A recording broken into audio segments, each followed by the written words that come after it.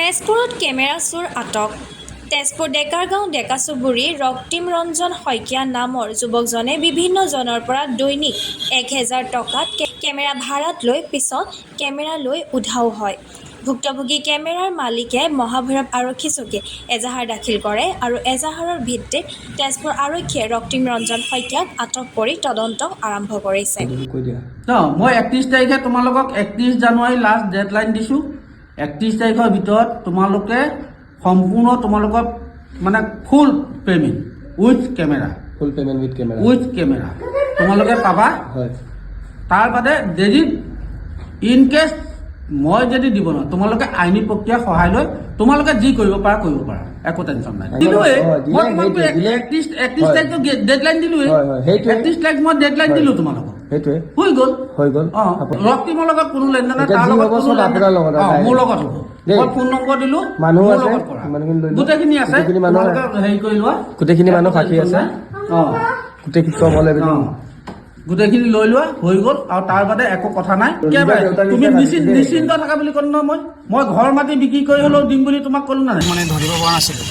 কালি আপোনাৰ দিনৰ 12টামান বজাত আমাৰ টাউন প্ৰেছৰ যোনটো হয় কলপৰাকাৰী মোবাইল টেপ কৰি পিনে শিৱসাগৰত ধৰিলে। সদৰ থানাৰ পৰা ইয়াৰ পৰা সদৰ থানাত ফোন কৰি জনাই পিনে মোবাইল টেপ কৰি সদৰ থানাৰ পৰা শিৱসাগৰত সদৰ থানাৰ পৰা তাক ধৰি আনিলে। তাই মানে আমাৰ কেমেৰা 9টামান কেমেৰা কমচে কম আপোনাৰ 35 লাখ টকামান হ'ব। আমাৰ লগৰ গোটেইখিনি আছে, ইয়াতে আছে। সি লৈ পিনে বিক্ৰী কৰি পলাইছিলে। কেমেৰাখিনি লওঁতে আপোনাৰ শ্বুটিঙত ভাড়া দাম আছে বুলি কৈ লৈ গৈছিলে। এগ্ৰিমেণ্টো কৰিছিলে, ডকুমেণ্টবিলাক আছে আমাৰ ইয়াতে আছে। তাৰপিছত বাপেক মাকে এগ্ৰিমেণ্ট কোৰ্টত আহি এগ্ৰিমেণ্ট কৰিলে দিম বুলি। থানাত আহি এগ্ৰিমেণ্ট কৰিছে দুবাৰ। থানাত আহি টোটেল 3বাৰ হ'ল এগ্ৰিমেণ্ট কৰি পিনে তাৰ বাপেৰে একো গুৰুত্ব দিয়া নাই।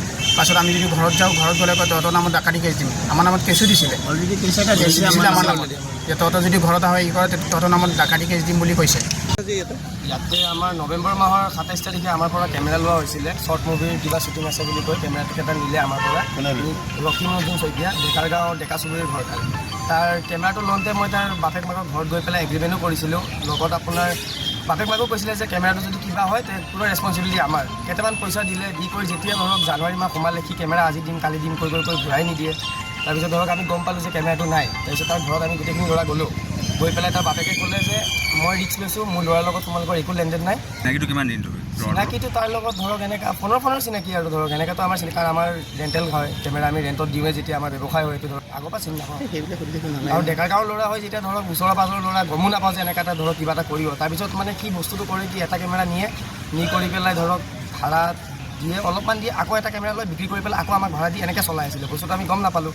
পিছত গম পাই তাক যেতিয়া ঘৰৰ হাল্লা চাল্লা কৰিলোঁ, তাৰপিছত তাৰ বাপেক শুনতে আমাৰ ওপৰতে উল্টা কেছ দিলে। কি কেমেৰা নিছে তোমালোকৰ? আমাৰ নিকন চব জেড চিৰিজৰ কেমেৰা নিছে, চব দামী কেমেৰা। প্ৰায় আমাৰ কেমেৰাৰ টোটেলি ইকুইপমেণ্ট বাজেট হয় আপোনাৰ 40 লাখমান টকা। আৰু প্ৰায় তাৰ পৰা 15-16 লাখ টকা ভাড়া পাবলৈ আছে। আৰু আমাৰ বুলি নহয়, আৰু বিভিন্ন জাগাৰ পৰাও সি লৈছে কেমেৰা, লৈ কৰি ধৰক ঘূৰাই নিদিয়ে। তাৰপিছত সি ইমান দিন পলাই গ'ল। তাৰপিছত আমাক এটা ডেট দিলে যে জানুৱাৰী 30 তাৰিখে দিম বুলি। তাৰপৰা সেই 30 তাৰিখৰ দিনাখন সি গায়ব হৈ গ'ল ঘৰৰ পৰা। আৰু সেই ঘৰৰ পৰা নাই। আৰু বাপেক মাকে যেতিয়া আমি গ'লোঁ কয় আমাৰ ল'ৰাটো ইম্পৰ্টেণ্ট হয়, ল'ৰাটোক আনি দিয়া, তাৰপিছত যি কৰিবা আছে কৰি লোৱা। বহুত ধমকি দিলে আৰু নানা ধৰণৰ। তাৰপিছত পুলিচৰ ওচৰত আহিলোঁ, ধৰক আমি অলপ সহায় বিচাৰিলোঁ।